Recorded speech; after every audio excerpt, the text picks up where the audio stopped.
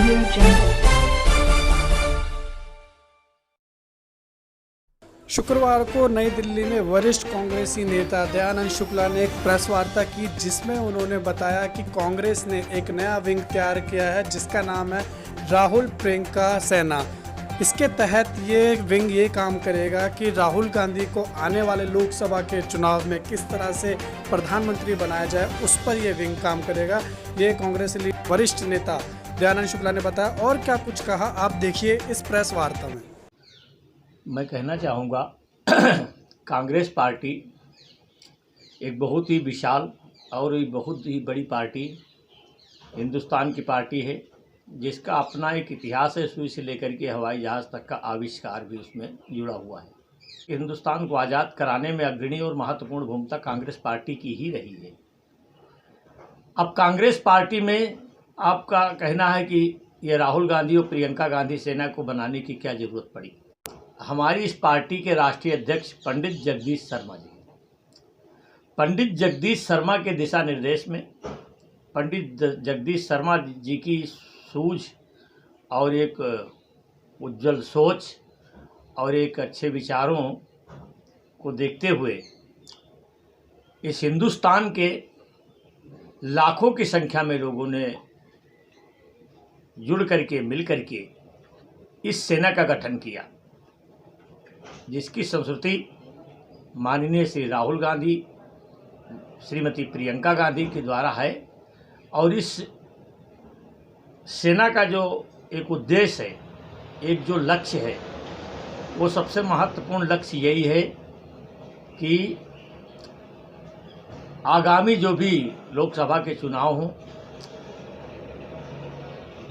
कांग्रेस सत्ता में आए, कांग्रेस की सरकार बने और हम लोग राहुल गांधी जी को प्रधानमंत्री के रूप में देखना चाहते हैं। ये हमारी इस सेना का उद्देश्य है, यही हमारी इस सेना का लक्ष्य है। तो ये चाहते हैं कि राहुल गांधी की अगर हम बात करते हैं और माननीय प्रधानमंत्री, सबसे बड़ा डिफरेंस तो यही नज़र आ रहा है कि मैं जो एहसास करता हूँ, जिसको देश भी एहसास करता है, कि राहुल गांधी 200% सच बोलना चाहते हैं।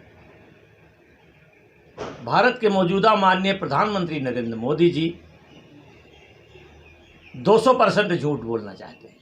सबसे बड़ा फर्क तो ये है। दूसरा जो आपके सामने है, जो देश के सामने है, चाहे वो 2014 के लोकसभा के चुनाव रहे हों, चाहे वो अभी 2019 के लोकसभा के चुनाव रहे हों, जितने भी वादे देश के प्रधानमंत्री नरेंद्र मोदी जी ने देश के लिए किया, क्या आप कह सकते हैं कि उसमें से कोई एक भी वादा वो पूरा कर सके? चाहे वो 15 लाख रुपए हर किसी के खाते में डालने के लिए संदर्भ में रहे हों, चाहे वो हर नौजवान को रोजगार देने की बात की हो, चाहे वो विदेशों से काला धन लाने की बात किया हो, जो भी उनके घोषणा पत्र के वादे थे, मैं समझता हूं कि पूरे कोरे निकले और सफ़ेद झूठ निकले। तो यही फर्क है सबसे बड़ा कि राहुल गांधी जी जितना कुछ कहते हैं उससे दूना सच कहना चाहते हैं और झलक रहा है पूरा सच।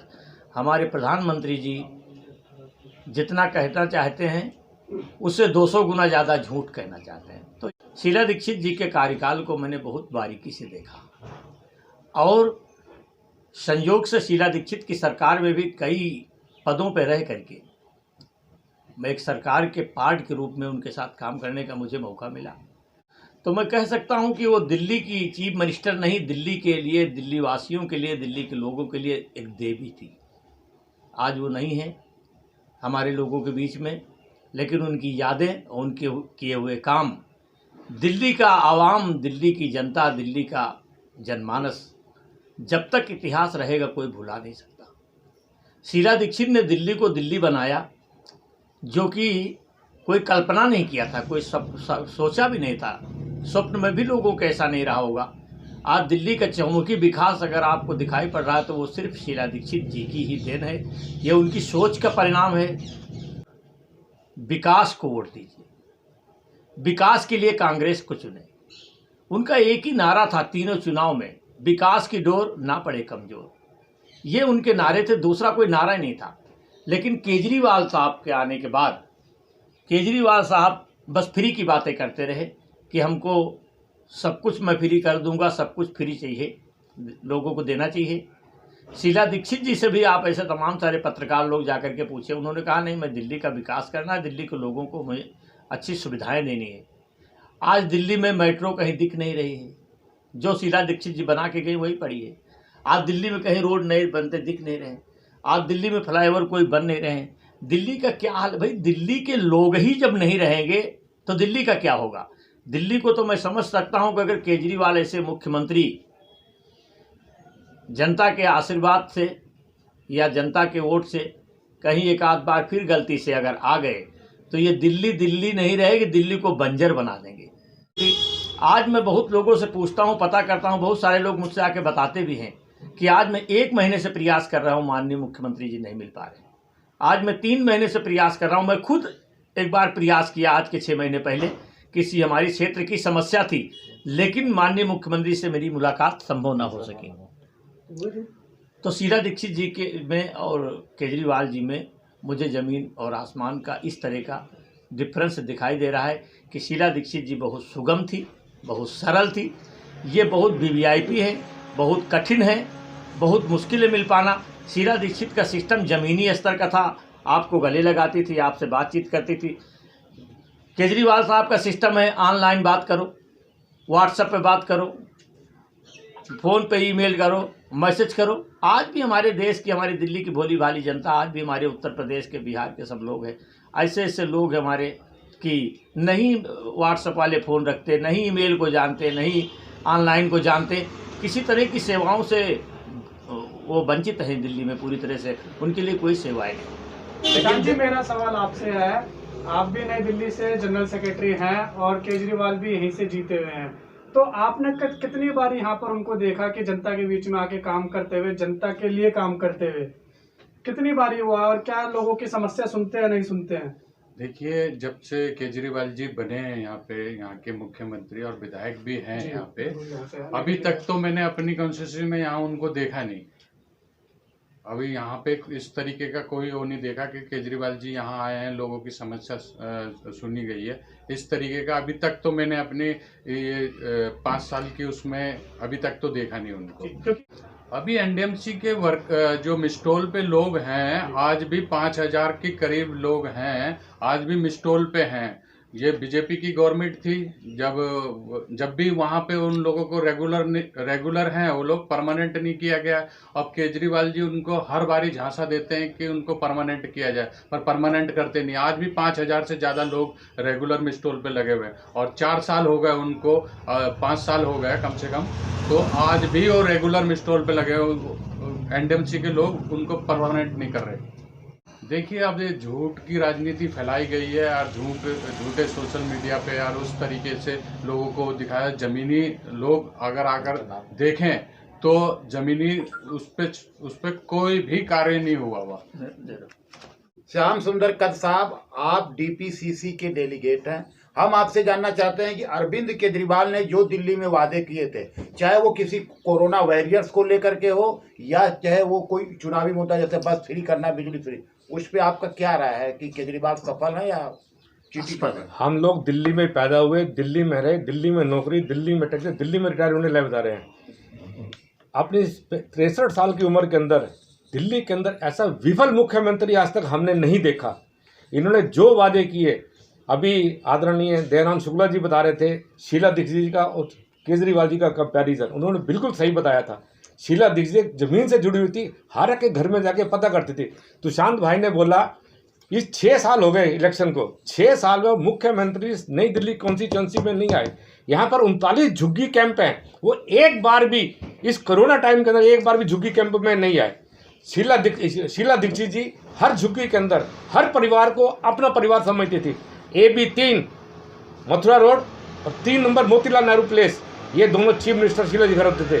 24 घंटे इनके दरवाजे खुले रहते थे। रात के टाइम भी कोई भी जाके बोले कि मैडम मेरे को ये तकलीफ है, मैडम उसी टाइम जितनी भी हेल्प हो सकती थी करती थी। और केजरीवाल, जैसे हमारे आदरणीय दयानंद शुक्ला ने बताया, ये तो ऑनलाइन व्हाट्सएप। नंबर 2, अब इन्होंने 5000 करोड़ रुपए सेंट्रल गवर्नमेंट से मांगे, इलेक्शन से पहले अजी दिल्ली में बहुत पैसा है, अजी दिल्ली में बहुत पैसा है। इन्होंने बिजली फ्री की 200 यूनिट, पानी फ्री किया, बिजली रेलवे बसों के अंदर वुमेन्स को फ्री किया। क्यों किया, किसके लिए किया? जो लेडीज काम कर रही हैं 40-50 वो भी फ्री में। तो जो पैसा था वो पैसा कहाँ गया? सारी चीज़ें सेंट्रल गवर्नमेंट दे रही है, गेहूं सेंट्रल गवर्नमेंट दे रही है, पीपी किट सेंट्रल गवर्नमेंट दे रही है, जो अस्पतालों की फैसिलिटी है वो सेंट्रल गवर्नमेंट दे रही है। तो इनका पैसा कहाँ पे गया? केजरीवाल जैसा झूठा मुख्यमंत्री, विफल मुख्यमंत्री, कोई भी अपना वादा पूरा ना करने वाला, ये दिल्ली का चीफ मिनिस्टर है। इसको दिल्ली ने क्यों सुना था? ये IRS ऑफिसर है, ये सही हिसाब से हर चीज़ को करेंगे। 6 साल के अंदर ये मुझे अपने शीला दीक्षित जी की और अपने 6 साल की कोई भी उपलब्धि बताएं। आज भी वही जाम लग रहे हैं, आज कोरोना है, आज भी वही जाम लग रहे हैं, वही सब कुछ हो रहा है। कहाँ टाइम लिमिट मीटी है, कहाँ सड़कें चौड़ी हुई हैं, कहाँ फ्लाईओवर्स बने हैं, कौन से पार्क बने हैं? सिर्फ एक जो पुराने स्कूल शीला मैडम जी ने बनाए थे उनको हरा रंग करके, नीला रंग करके, पीला रंग करके, नेट डेस्क लगा के जी हमने स्कूलों में ये कर दिया, हमने स्कूलों में वो कर दिया। अब रह गया कोरोना वॉरियर्स। कहाँ है कोरोना वॉरियर्स? कल तक ये दिल्ली पुलिस को गालियां देते थे कि दिल्ली पुलिस ऐसी है, दिल्ली पुलिस है। आज दिल्ली पुलिस ही है जो दिल्ली सरकार की बजाय अपने से ज़्यादा कंट्रोल कर रही है कोरोना को। हर जगह पे पुलिस के जवान खड़े हैं, वाकई वो सच्ची और अपनी लगन से काम कर रहे हैं।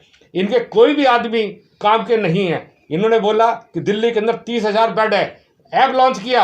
आप अभी ऐप लॉन्च पे करिए, आपको पता लग जाएगा कहाँ पे क्या लेटेस्ट पोजीशन है। 30,000 झूठे है, 30,000 कोई बेड कहीं पर नहीं है। टेस्ट की बात रही, 9 दिन तक जो टेस्ट हो रहे हैं उनका रिजल्ट नहीं आ रहा, लाइनें लगी हुई हैं। डॉक्टर कह रहे हैं कि हमें पीछे से हिदायत है, टेस्ट करना ही नहीं है। लोग मर रहे हैं और ये टेस्ट नहीं कर रहे हैं और ये सही आंकड़ों को छुपा रहे हैं। इस टाइम दिल्ली सरकार टोटली विफल है, ये कोरोना को नहीं रोक सकती। तो सेंट्रल गवर्नमेंट को चाहिए कि वो हस्तक्षेप करके यहाँ पे अपना जो भी कानून है वो लागू करे और यहाँ का जो दिल्ली के लोग हैं उनको इस कोरोना से राहत पहुँचाए।